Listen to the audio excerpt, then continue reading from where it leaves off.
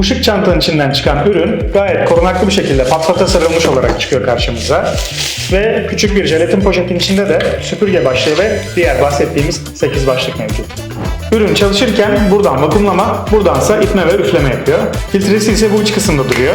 Burayı çevirerek açtığınızda filtresini çıkartabilir, yıkayabilir, temizleyebilir ve tekrar kullanabilirsiniz.